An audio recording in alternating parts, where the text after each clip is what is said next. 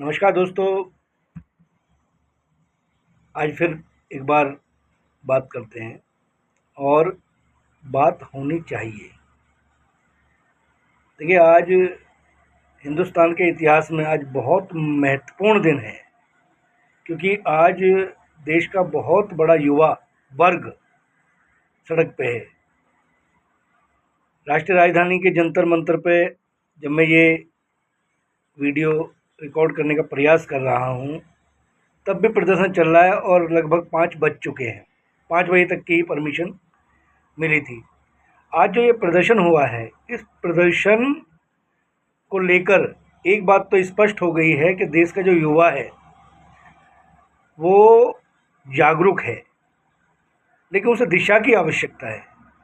और हिंदुस्तान जो है, हमारा जो देश है, उसका डीएनए ऐसा है कि वो भावना और इमोशन जो हैं, वो कई बार हमारी युवा शक्ति जो है उसको कई बार दिग्भ्रमित कर देते हैं, और उसके परिणाम हम ये देखते हैं कि देश का युवा जो है, कई बार वो आतंकवाद की तरफ, कई बार वो अपराध की तरफ अग्रसर हो जाता है, अगर सही दिशा और दशा नहीं मिलती है। लेकिन आज जो ये प्रदर्शन हुआ है, इस प्रदर्शन का असर जो है वो दिखने लगा है।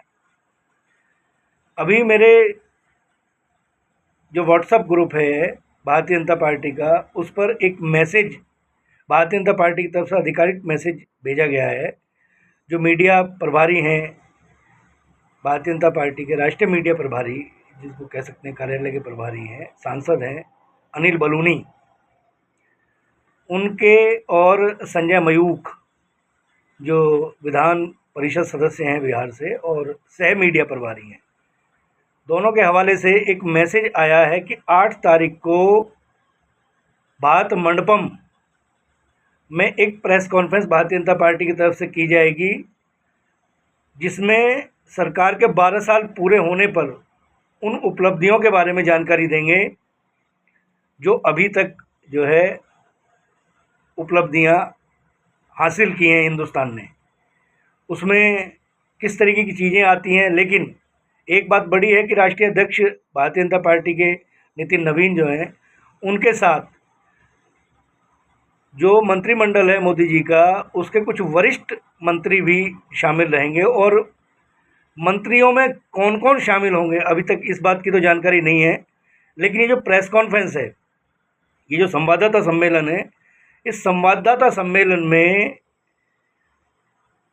सरकार अपनी तरफ से, पार्टी अपनी तरफ से सरकार के मंत्रियों के साथ जनता तक अपनी बात को पहुंचाने का प्रयास करेगी। लेकिन ये जो सवाल है इस समय, कॉकरोच पार्टी, भारतीय कॉकरोच पार्टी जैसे जो मूवमेंट है, इन मूवमेंटों को लेकर भी वहाँ पे सवाल स्वाभाविक तौर पर पूछे जाएंगे और सरकार जवाब देने के लिए अग्रसर है। आज कई अखबारों में बहुत सारी इन्फॉर्मेशंस आई हैं, बहुत सारे जो खबरें हैं वो आई हैं, लेकिन एक खबर जो है, एक अंग्रेजी अखबार का नाम तो लेना ठीक नहीं है, लेकिन उसके हवाले से जो खबर आई है वो बहुत गंभीर आरोप लगाती है, वो बहुत गंभीर बात को कहती है। उस खबर में कहा गया है कि सरकार ने अभी तक जो ये जिस तरीके से पेपर लीक के मामले को लेकर जो युवा है, जो सड़क पे उतरने का प्रयास और एक ये मूवमेंट चला है, अब इस मूवमेंट के पीछे कौन है, किन परिस्थितियों में ये मूवमेंट चलेगा, आगे इसका भविष्य क्या होगा, ये तो खैर देखना दिलचस्प होगा। इस पर तो जाना नहीं चाहिए। हर आदमी को अपनी अभिव्यक्ति का अधिकार है, हर आदमी को अपनी बात कहने का अधिकार है। और सोशल मीडिया ने तो स्वाभाविक तौर पर हर आदमी को एक बहुत अच्छा टूल दे दिया है कि अगर आपको अपनी बात पहुंचानी है, आपको अपनी बात करनी है, तो आप अपनी बात को कर सकते हैं। सलीका भी आपका होगा और तेवर भी आपके होंगे। लेकिन सरकार अब किस तरीके से इस पर पटाक्षेप करती है, इसमें जो चीज़ें आएंगी सामने, सरकार से पूछा जाएगा कि भाई पिछले 12 वर्षों में जो एग्ज़ाम हुए हैं, उन एग्ज़ामों में जिस तरीके से खुलासे हुए हैं वो कहाँ तक पहुँचते हैं और सरकार की तरफ से क्या जवाब आता है, ये देखना बड़ा दिलचस्प होगा।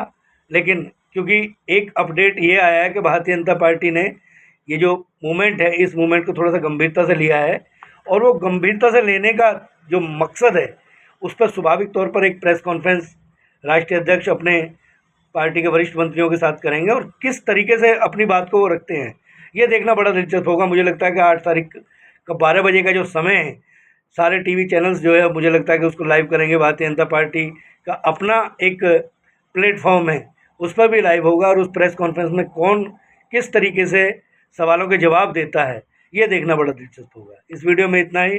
नमस्कार।